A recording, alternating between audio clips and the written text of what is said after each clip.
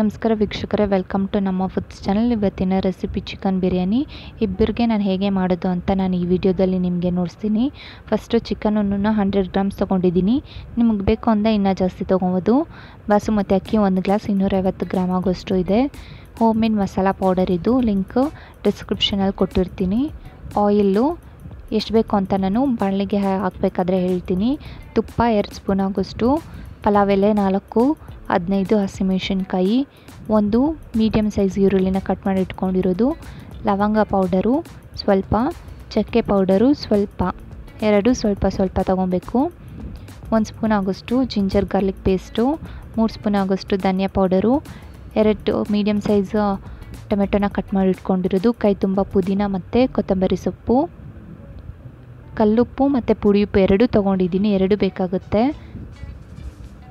2 spoon ಮೊಸರು, 2 glass ನೀರು.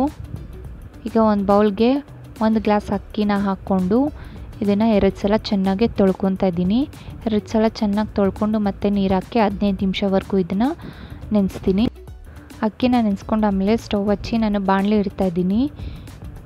ಬಾಣಲೆ ಏನಕ್ಕೆ ಇಡೋದಂದರೆ ಮಸಾಲ ಸೀದೋಗಬಾರ್ದು, ಅದಕ್ಕೋಸ್ಕರ.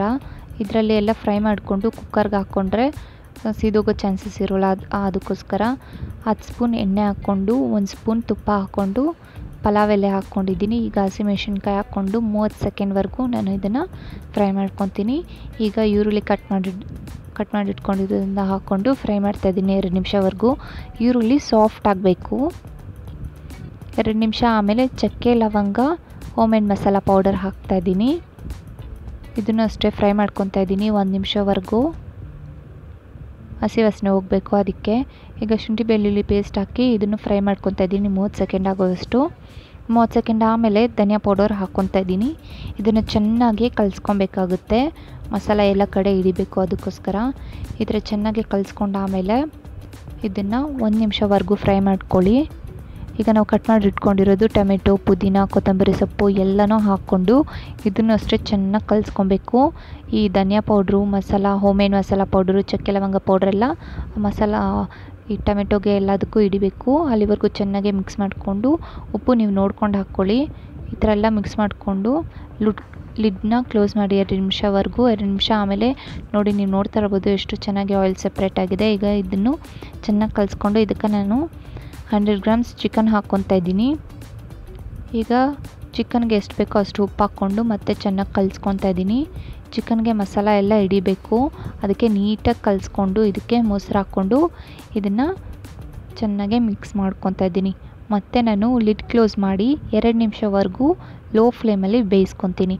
2 ನಿಮಿಷ ಆಮೇಲೆ ನೀವು ನೋಡ್ತಾ ಇರ್ಬೋದು ಮೊದಲಿಗಿಂತ ಇವಾಗ ಇನ್ನೂ ಸ್ವಲ್ಪ ಜಾಸ್ತಿ ಆಯಿಲ್ ಸೆಪ್ರೇಟ್ ಆಗಿದೆ. ಈಗ ಹೈ ಫ್ಲೇಮ್ ಇಟ್ಕೊಂಡು ಚೆನ್ನಾಗಿ 1 ನಿಮಿಷವರೆಗೂ ತಿರ್ಸ್ಕೊಡ್ತಾ ಇದ್ದೀನಿ.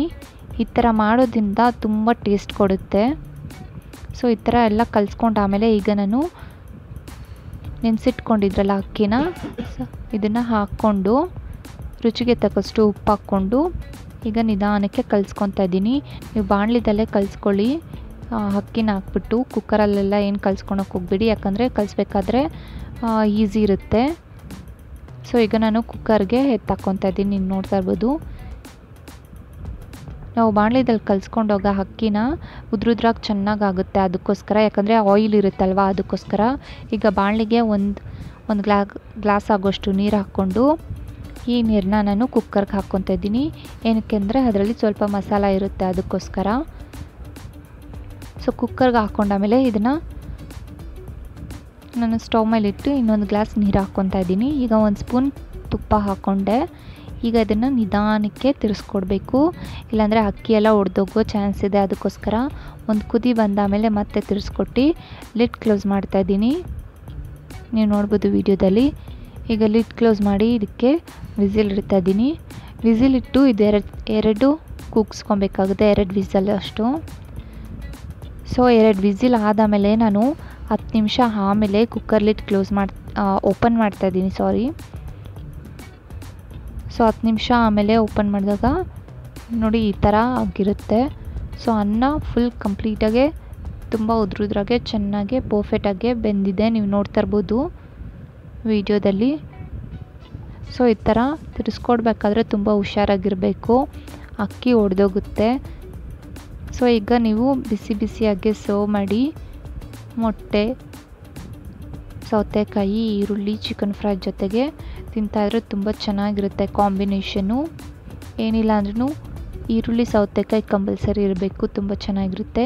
ಚಿಕನ್ ಫ್ರೈ ನೀವು ರೆಸಿಪಿ ಬೇಕು ಅಂದರೆ ನಾನು ಲಿಂಕ್ ಡಿಸ್ಕ್ರಿಪ್ಷನಲ್ಲಿ ಕೊಟ್ಟಿರ್ತೀನಿ, ನೀವು ನೋಡಿ.